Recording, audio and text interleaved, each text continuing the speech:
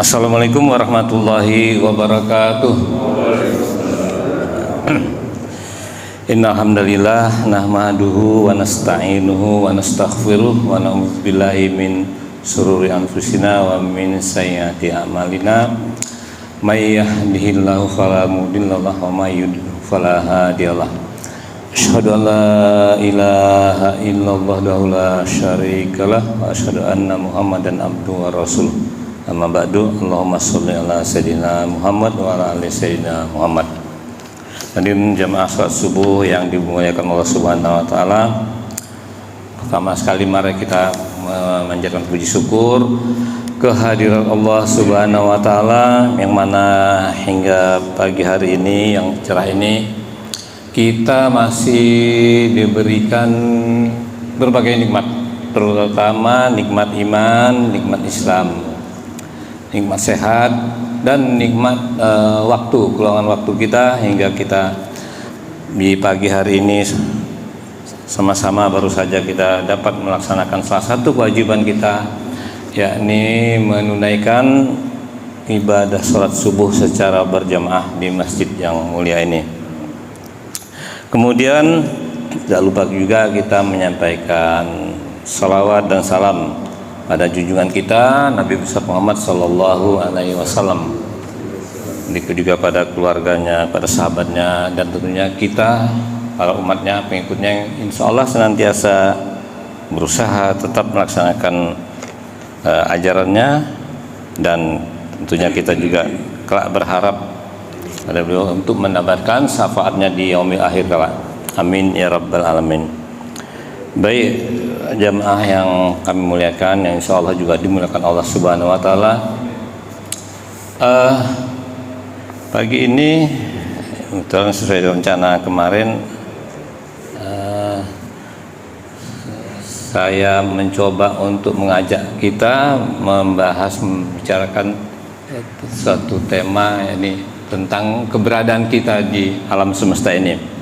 Kalau kita sudah tahu satu saat kita akan berpulang, kemudian nanti di alam kubur kita akan mendapatkan pertanyaan, buka menabiuka, siapa Tuhanmu, siapa nabimu, apa kitabmu, tidak tahu. Tapi ini pertanyaan ini diajukan, coba saya berpikir bagaimana kalau kita diajukan pertanyaan pada diri kita, kenapa ya, tanya mengapa kita ada di dunia ini. Mungkin dari jemaah ada yang mungkin yang coba memberikan, dan tidak ada salah jawabannya, memberikan jawaban kenapa ya. Kemarin saya tanyakan, kalau kita ada di dunia ini ya kenapa gitu, kira-kira kita ada di dunia ini. Kalau misalnya ada yang menjawab ini karena takdir Allah, ya udah selesai, ya takdir Allah mau apa lagi, ya udah tuntas semua jawabannya, selesai kita. Nah, coba saya mencari tahu, kita sama-sama mencari tahu kenapa kita ada di dunia ini dari nas-nas, dari ayat-ayat yang ada di dalam Al-Quran, kitab yang kita yakini ini sebagai pedoman hidup kita.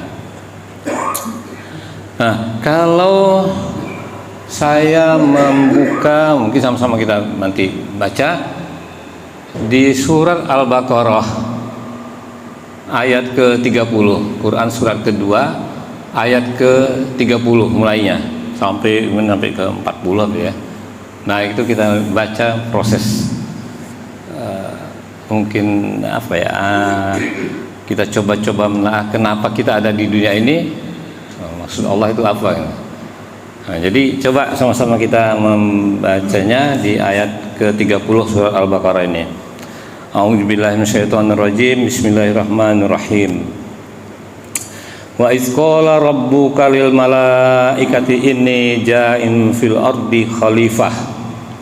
Qalu ataj'alu fiha may yufsidu fiha wa yasfikud dima' wa nahnu nusabbihu bihamdika wa nuqaddisu lak.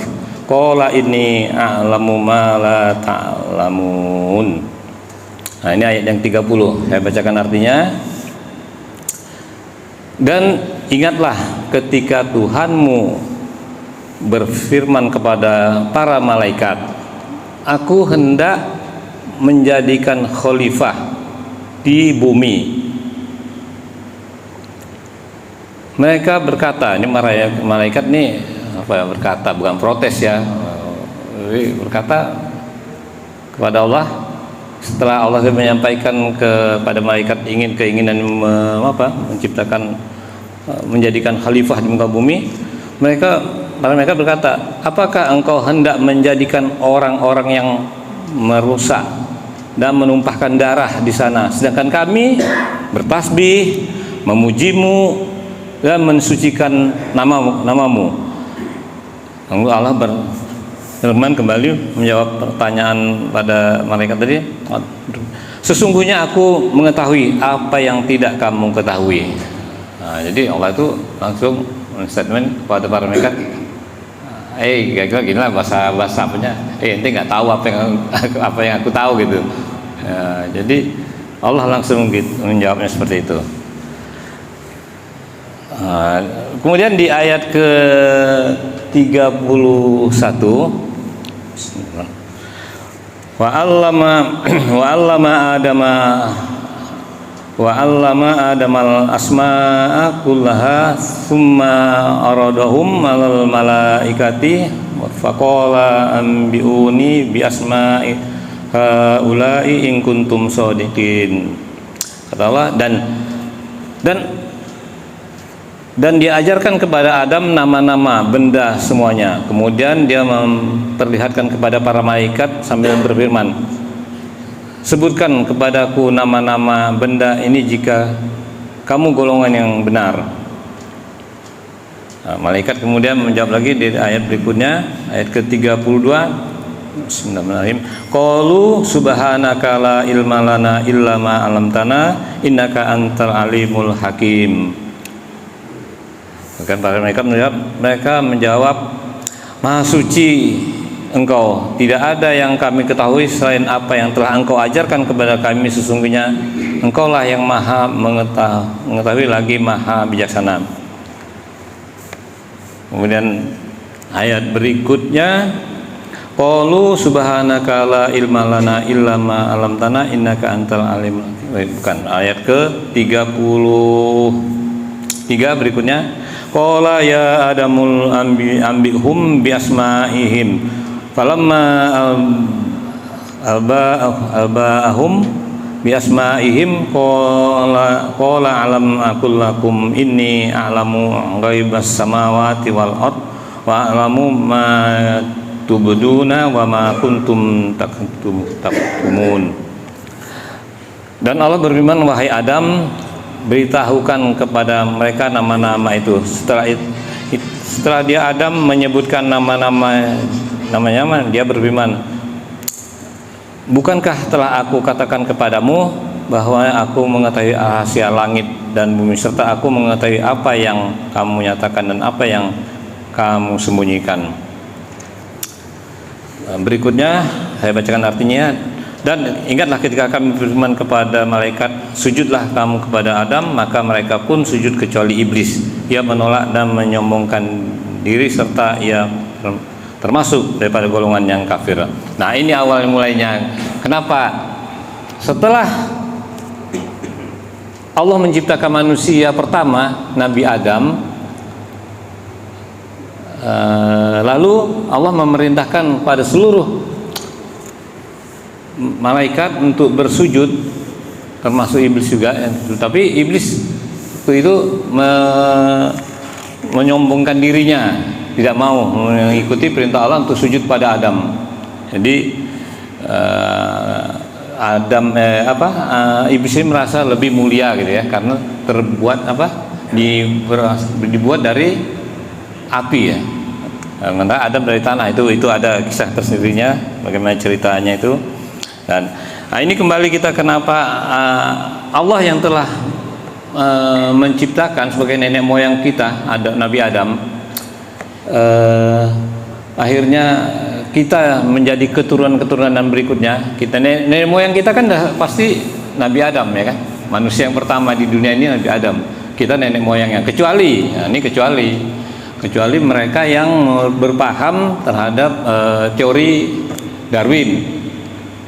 Teori Darwin itu kan tidak ini, mungkin dia nggak mengaku kalau nenek moyangnya itu Nabi Adam, manusia pertama, karena teori Darwin mengatakan manusia itu berasal dari kera, dari monyet. Yang memahami yang merasa sebagai dia berasal dari monyet itu teori Darwin ya. Nah, lalu sebagaimana tadi di ayat awal pertama bahwa Allah itu ingin menjadikan khalifah di bumi. Ya mungkin secara secara penciptaan antara manusia dan Nabi Adam tadi dengan bumi, artinya kalau dari ayat ini maka bumi sudah tercipta terlebih dahulu. Jadi setelah terjadinya alam semesta ini, ada bumi, matahari, bulan dan segala alam semesta, di sini baru Allah ingin akan ada yang menjadi khalifah di muka bumi, yaitu manusia. Sehingga Allah menyampaikan di awal tadi ingin menjadikan khalifah di muka bumi, yang lalu malaikat sedikit mengatakan bahwa apakah kau akan menciptakan mereka yang saling merusak dan menumpahkan darah. Nah, setelah Adam tercipta, kemudian kan sendirian gitu kan, sendiri Nabi Adam, lalu dibuatlah pasangannya, istrinya, yaitu Siti Hawa, yang diambil dari tulang rusuknya, diciptakanlah Hawa sebagai istrinya. Nah, inilah cikal bakal manusia dari keturunan Adam dan Hawa. Nah, Adam dan Hawa yang ditempatkan di surga, kemudian ditempatkan di surga dengan berdasarkan surat ini, nanti ayat ke-35 Al-Baqarah ini, yang sama dengan ayat ke-19 yang pernah disampaikan Pak Aleh, ayat ke-19 surat Al-A'raf, yaitu surat ke-7 Al-A'raf ayat ke-19.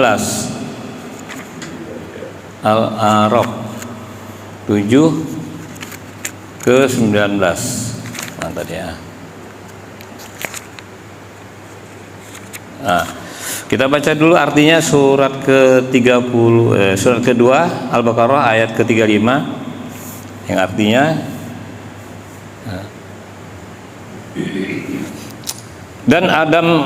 dan kami berfirman, wahai Adam, tinggallah kamu dan istrimu di dalam surga dan makanlah dengan nikmat berbagai makanan yang ada di sana sesuka hatimu, tetapi janganlah kamu dekati pohon ini, nanti kamu termasuk daripada orang-orang yang zalim.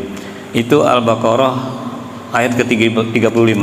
Kalau di Al-A'raf ayat ke-19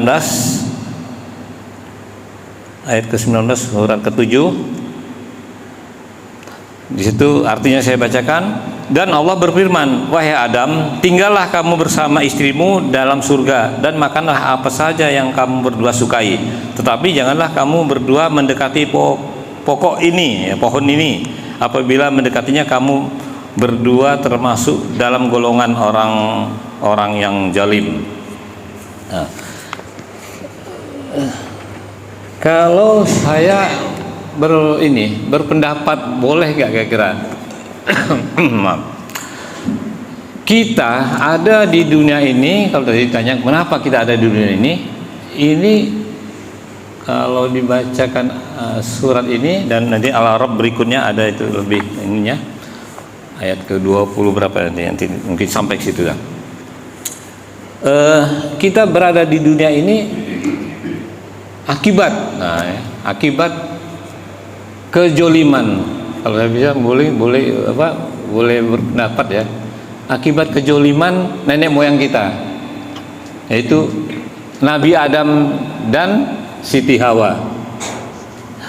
Ada orang jadi saya berpikir, wah ini kita ada di dunia ini disebabkan oleh kejoliman, akibat perbuatan zolim Nabi Adam dan Siti Hawa. Loh, kok bisa gitu ya? Gitu. Iya, karena di dalam ayat ini Allah sudah memberikan peringatan, larangan untuk mendekati pohon yang sudah ditentukan tadi di dalam surga itu. Tapi memang iblis yang pada saat setelah setelah diperintahkan untuk sujud tapi tidak mau sujud kepada Adam, langsung dikutuk Allah, dan iblis memohon pada Allah agar ditangguhkan ya untuk sampai ke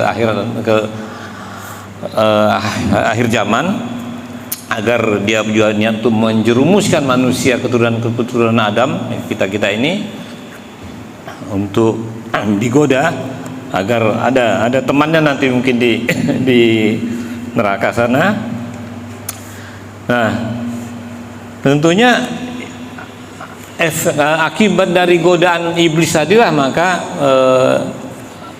Nabi Adam yang saat itu iblis ada ayat yang mengatakan bahwa iblis itu mengatakan pada menggoda Adam dan Hawa ini, iblis mengatakan dia itu menasehati gitu, sebagai penasehat. Itu di surat di surat Al-A'raf ya. Ya, di surat ayat ke-21-nya. Setelah ayat ke-19 tadi,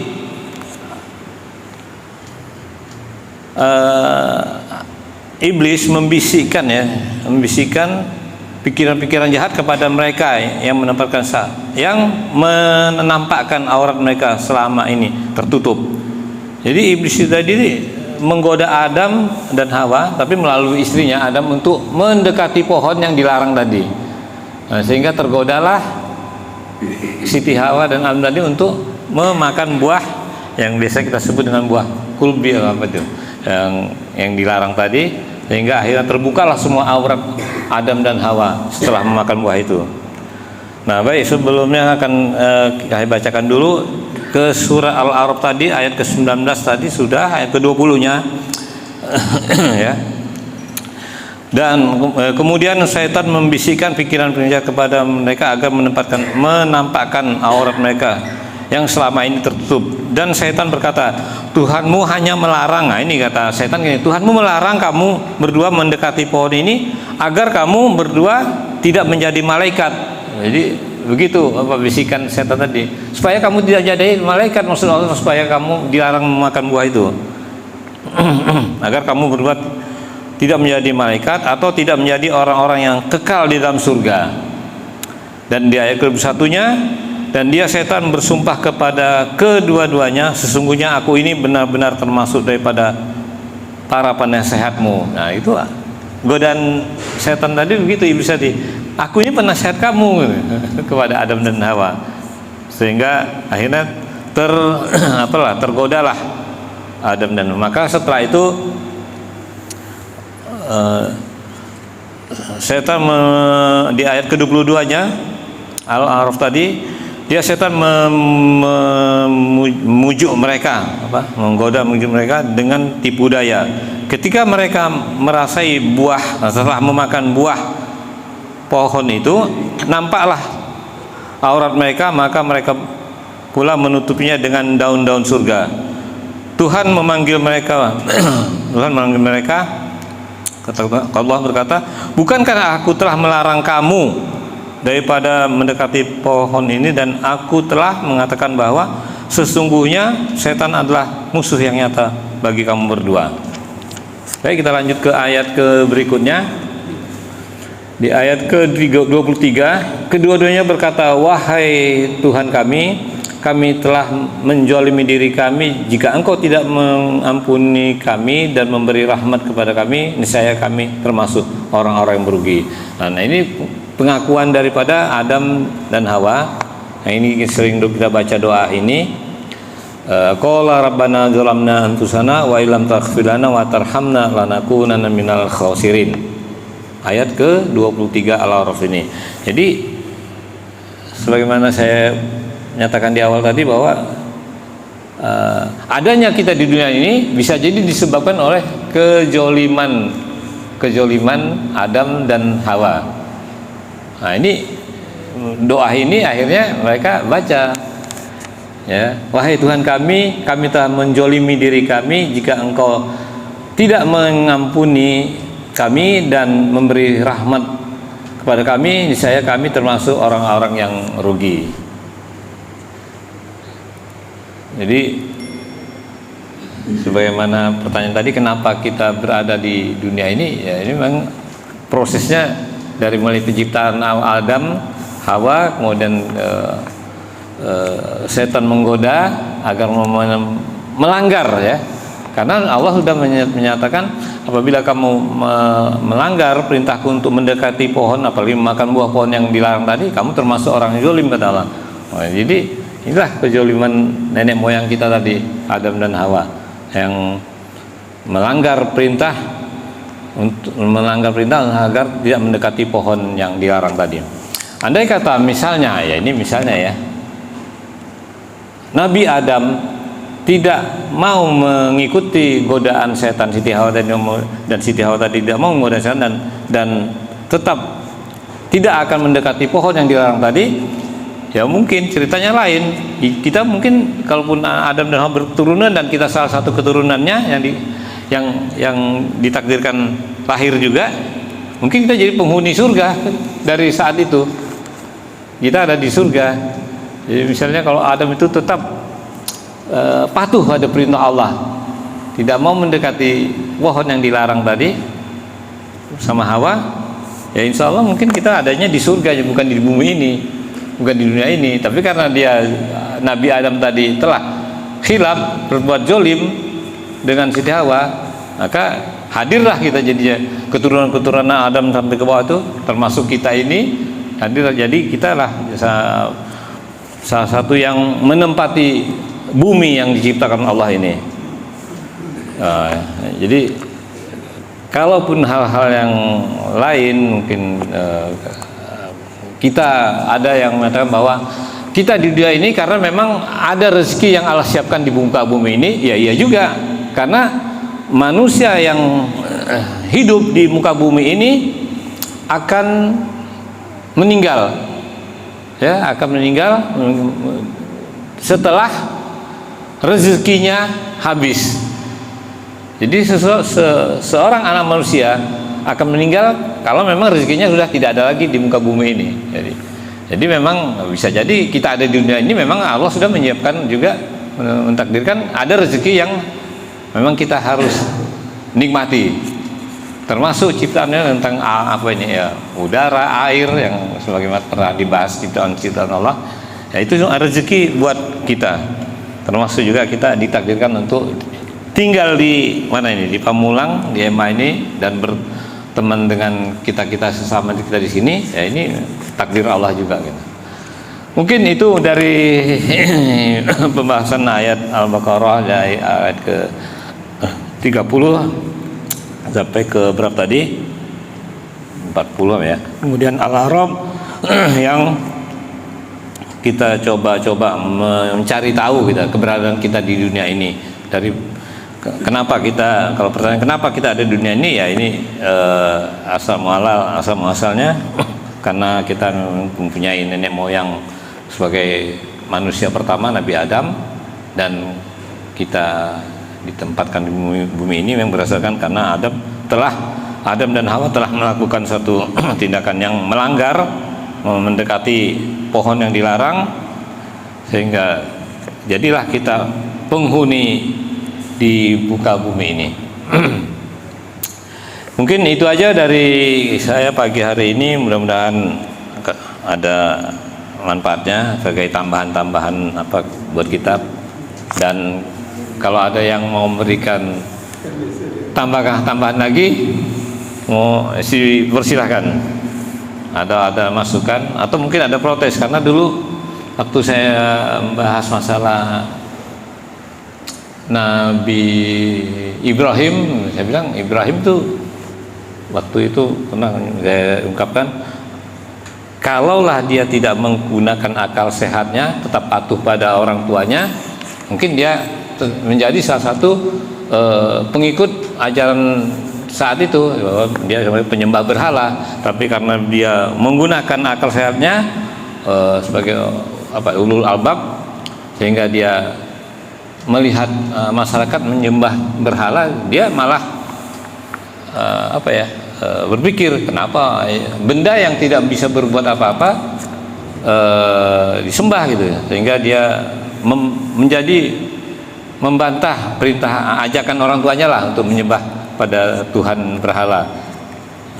Jadi dia, kalau saya sebut waktu itu, Ibrahim itu sebelum jadi nabi itu anak yang durhaka. Kenapa ya? Dia nggak patuh sama orang tuanya, diajak orang tuanya untuk menyembah berhala nggak mau gitu. Nah, kalau kategorinya seperti itu. Tapi karena dia berpikir logis, cerdas, sehingga dia mencari Tuhan itu seperti apa gitu. Matahari, lihat matahari jadi Tuhan, bulan. Tapi akhirnya dia menjadi sehingga diangkat menjadi nabi saat itu. Nah, gitu juga Nabi Adam tadi saya ungkapkan bahwa Adam ini karena zolim tadi, sehingga jadilah kita penghuni di muka bumi. Kalau dia patuh aja terus pada saat itu di surga, ya udah aman-aman aja. Dia tidak mau mendekati pohon yang dilarang tadi, maka kemungkinan kita nggak jadi penghuni bumi ya. Jadi penghuni surga dari mulai saat itu. Itu kalau pendapat seperti itu cuma adanya kalimat dari Allah bahwa saya akan menciptakan manusia untuk dijadikan alasan di muka bumi. Karena memang itu bukan suatu rencana Allah yang akhirnya ya prosesnya seperti di surga. Maksudnya ada makan ini ya itu sudah rencana Allah, bukan dijolimi Pak ya. Ya, prosesnya memang seperti itu gitu. Proses awalnya. Karena setelah Adam dan Hawa makan buah kehidupan itu, dia kan turun ke bumi ya. Di bumi itu kan akhirnya dikatakan Allah tanah fitnah gitu. Waktu di surga kan enggak dikatakan tanah fitnah kan. Ya. Jadi kayaknya bukan dijolimi gitu, bukan menurut saya. Ya. Menjolimi. Ya, proses awalnya memang Allah itu ingin menjadikan khalifah di. Nah, jadi alam semesta ini, kalau dari ini ya mungkin alam semesta itu sudah ada ya, matahari, bumi, alam semesta sudah ada. Kemudian menciptakan manusia yang mau dijadikan khalifah di muka bumi, yang nyambung situ kan. Tapi kenapa kok Allah itu tidak? Ini bumi sudah ada, ini Adam dan Hawa diciptakan. Kamu sekarang penghuni bumi karena niat aku akan menjadikan manusia di muka bumi sebagai khalifah. Nah, kalian langsung kenapa di surga dulu gitu? Dan di surga itu kenapa sih Allah itu? Nah, ini juga kita nggak paham, nggak tahu ya. Mungkin kita bukan ahli mushaf, bukan ahli tafsir. Kenapa di surga itu Allah juga menciptakan suatu membuat satu larangan untuk mendekati pohon. Kalau dia bilang, udahlah kalian di surga aja, Adam dan Hawa, udah nggak ada larangan sama sekali di surga itu, aman kan? Tapi kenapa Allah juga memberikan larangan untuk mendekati sesuatu benda pohon untuk memakan buahnya di surga itu? Dan kenapa iblis yang sudah dikutuk tadi tapi akhirnya mendapat tangguhan sampai akhir zaman gitu ya? Nah, ini rangkaiannya nyambung juga kan? Kenapa sampai akhir zaman minta tidak langsung wah kamu iblis sudah menentangku, melanggar perintahku untuk sujud pada Adam. Kenapa nggak langsung, dah kamu menentangku, kamu langsung neraka misalnya gitu. Tapi kenapa dia tetap jadi dibersamakan dengan Adam, Hawa, iblis di surga itu gitu. Nah, ini yang jadinya ini mungkin dalam rangka proses untuk penghuni bumi nanti. Di situ ada manusia dan ada iblis yang selalu senantiasa menggoda. Nah, itu mungkin itu yang dari saya. Mungkin ada yang menanggapi. Pertanyaan berikutnya barangkali lagi. Apakah kita harus berprasangka buruk terhadap ini?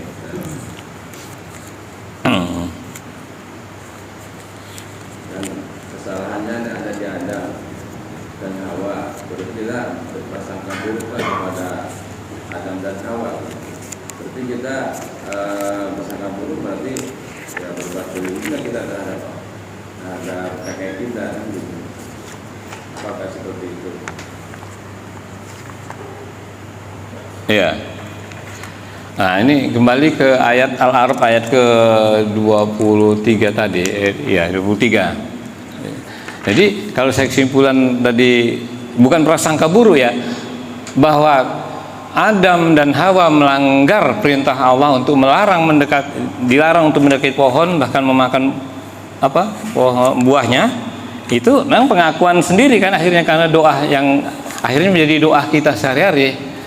Bahwa di ayat ke-23 itu kedua-duanya berkata, wahai Tuhan kami, kami telah menjolimi diri kami. Jadi pengakuan sendiri. Jadi Adam dan Hawa tadi mengaku bahwa kami telah berbuat jolim, ya. Wahai Tuhan kami telah menjolimi diri kami. Jika Engkau tidak mengampuni kami dan memberi rahmat kepada kami, niscaya kami termasuk orang-orang yang rugi. Nah, bahwa penegasan Allah pertama kali untuk melarang mendekati pohon itu sudah disampaikan Allah. Jangan kamu mendekati pohon ini, karena kalau kamu ini, kamu termasuk orang yang jolim. Nah, itu kan ditegaskan Allah gitu. Tapi karena godaan iblis tadi, sehingga ya mau nggak mau, inilah kesimpulan saya. Jadi jolimlah Adam dan Hawa tadi memakan buah itu, sehingga muncullah doa ini gitu. Tadi kan Pak Jul menggarisbawahi bahwa kalau tidaklah Adam dan Hawa berbuat jolim, maka tidaklah kita ini berada di dunia kan gitu Pak. Berarti kita sebenarnya merasa dirugikan dong sama kakek kita. Kenapa kakek kita berbuat jolim? Iya. Kalau merasa dirugikan kan berarti ada Tersangka tadi. Berarti kan ada tuntutan kan bagi kan kakek itu kan. Iya, nenek moyang kita. Iya, ada tuntutan. Iya. Cerita tadi kan doa tadi ya doa Nabi Adam, bukan kita. Iya. Berarti apa kita harus menuntut Nabi Adam? Ya enggak juga, bukan menuntut. Artinya pertanyaan begini, kenapa sih kita kok berada di dunia ini gitu ya?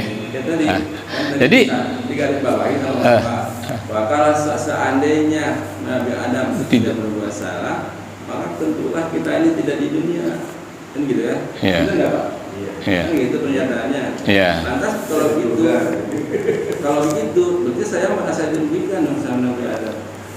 Ya mungkin karena memang dari awalnya di ayat ke-30 Al-Baqarah, ya ini masih rangkaiannya kan. Al-Baqarah tadi ayat ke-30 Allah itu menyampaikan kepada malaikat, saya akan menjadikan khalifah di muka bumi. Jadi proses. Jadi tidak ujuk-ujuk Nabi Adam dan Hawa jadi manusia pertama langsung kalian jadi khalifah di bumi. Enggak. Jadi setelah itu di surga dulu, jadi supaya bisa sampai ke bumi tadi mungkin ini prosesnya. Ya kan? Jadi kalaupun misalnya Adam dan Hawa tadi tidak mendekati pohon itu dimakan buah itu, ya artinya karena dilarang Allah untuk mendekati pohon itu. Kalau kamu memakan buah itu, kamu termasuk orang yang joliman, gitu kan Allah kan. Sehingga ya, akhirnya doa tadi ini kan pengakuan juga kan, bahwa kami telah berbuat jolim.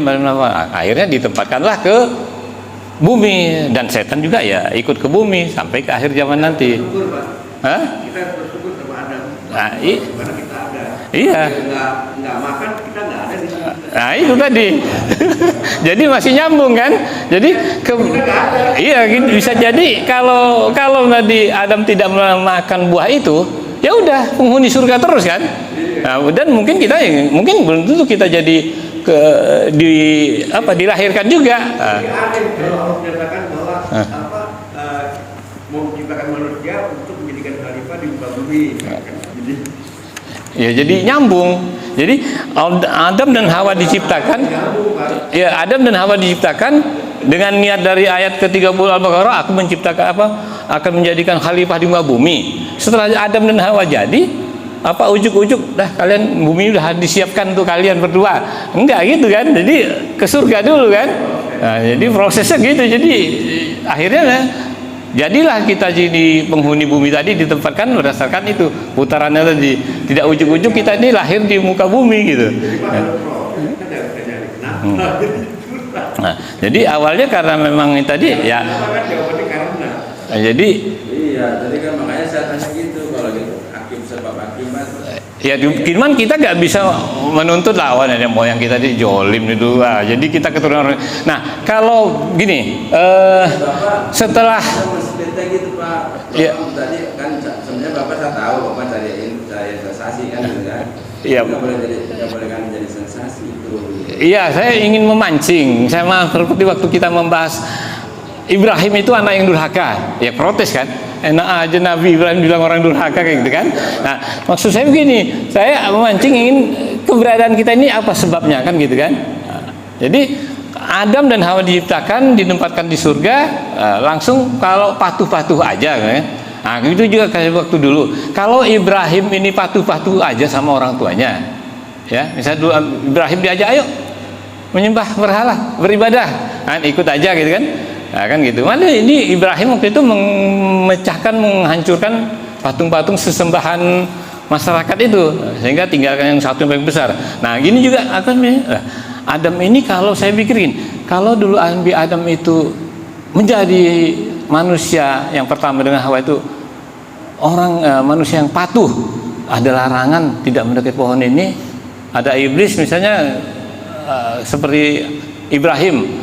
Ada iblis malah melempar misalnya waktu itu Adam dan Hawa, ini penggoda ini gitu, lempar, jangan mau ikuti makan dekat, misalnya gitu. Ya udah utuh Adam dan Hawa itu penghuni yang abadi. Cuman iblis tadi malah menggoda, kalian nih dilarang makan buah itu, kata iblis, dilarang makan supaya itu kalian tuh bisa nanti kalau kalian tetap tidak mau makan buah itu kalian tidak akan bisa jadi malaikat, gitu kan? Tidak akan jadi penghuni surga yang abadi. Tapi setelah memakan buah itu, maka Allah ini kalian telah melakukan satu kejoliman yang dulu sudah saya larang, gitu. Nah, jadi dan doa ini tadi akhirnya kita baca setiap hari. Rabbana zalamna anfusana wa illam taghfir wa tarhamna lanakunanna minal khasirin. Itu pengakuan kan? Kami telah berbuat jolim gitu. Itu mungkin ya itu mungkin sebagian dari pandangan ya. Tapi sebenarnya dalam Al-Quran juga di surat Al-Isra juga disampaikan sesungguhnya manusia itu hanya diberikan pengetahuan hanya sedikit. Iya. Nah, sesungguhnya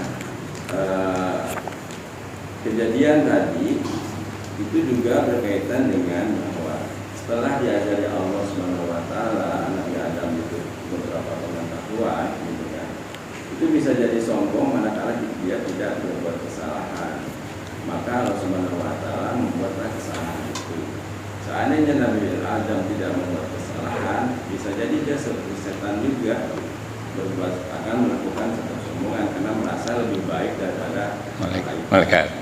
Oleh karena itu di dalam surat Al-Isra itu kan dibacakan tuh A'udzubillahi minasyaitonir rajim wa ma utitum minal ilmi illa qalila, dan tidak kamu diberi pengetahuan melainkan sedikit. Jadi apabila Nabi Adam tidak melakukan kesalahan, dia bisa jadi lebih sombong daripada malaikat. Oleh karena itu Allah sengaja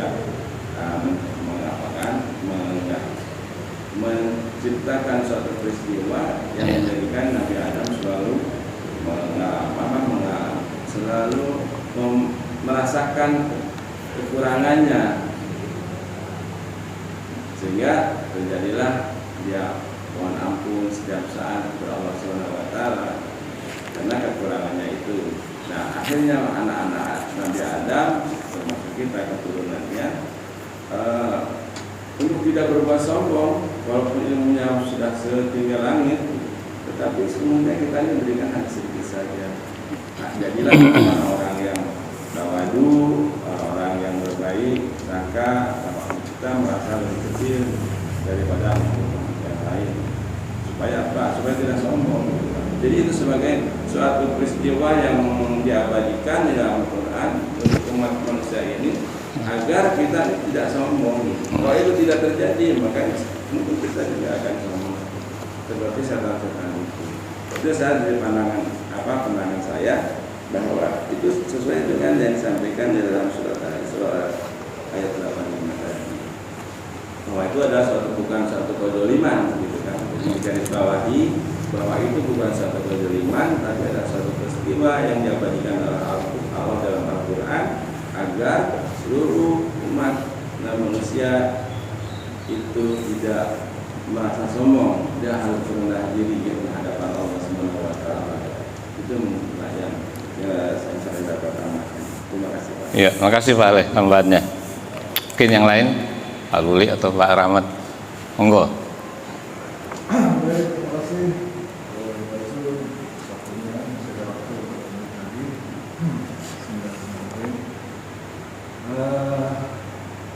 Jadi inti dari cerita tersebut itu semuanya adalah Allah Subhanahu wa taala hendak menguji seluruh ciptaannya. Sebelum Adam diuji, bahkan Allah menguji malaikat dan juga kaum jin yang dibantu oleh iblis. Apa ujiannya? Ujiannya adalah perintah untuk sujud pada Adam. Ya. Itulah ujian. Yang mana di ujian tersebut malaikat lulus, ujian tersebut iblis ini kaum jin nggak lulus, dia berdosa, nggak lulus ujian. Menentang. Nggak lulus nih.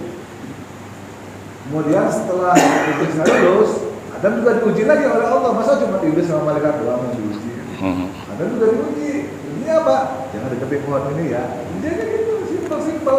Malaikat sama ini juga diuji simpel, cuma suruh sujud ya. Tapi ini adalah perintah. Adam diuji, sujud jangan deketin pohon ini ya. Ternyata ujiannya inti dari itu adalah ujiannya tidak lulus. Bedanya adalah kalau Adam alaihissalam saat ujiannya lulus dan dia mengakui saya berdosa dan saya bertobat, itu bedanya. Iblis nggak mengakui dia. Gue lebih baik, gue nggak berdosa, ngapain gue bertobat? Nah, itu bedanya di situ. Kalau malaikat nggak berdosa, nggak lulus ujian. Iblis diuji nggak lulus, tapi tidak mengakui berdosa, malah nggak mau bertobat. Kalau Adam diuji nggak lulus juga, tapi dia mengakui berdosa dan kemudian bertobat, itu bedanya. Kalau saja iblis bertobat, selesai ceritanya. Tapi ada diturunkan ini itu adalah sebagai rencana Allah semula tadi di Al-Baqarah itu kan ayat 35. Iya, 30. Jahilun 30 ini jahilun fil ardi khalifah. Iya. Aku menciptakan manusia ini nanti untuk dia mereka di muka bumi betul. Jadi sebelum Adam diciptakan Allah sudah tahu ini bakal turunkan di bumi gitu. Artinya kalau Adam tidak memakan buah atau tidak mendekati pohon itu, tetap aja ada turun ke bumi juga sebagai khalifah. Cuma beda diturunkannya diusir atau nggak diusir. Sudah dari awal rencana ya Allah. Karena berbuat kesalahan maka terus bumi diusir, dipisahkan jauh. Tapi mungkin kalau ada kan bumi turun ke bumi antar oleh malaikat dengan baik-baik, nanti tidak dipisahkan di bumi kan berbuat terus dengan itulah.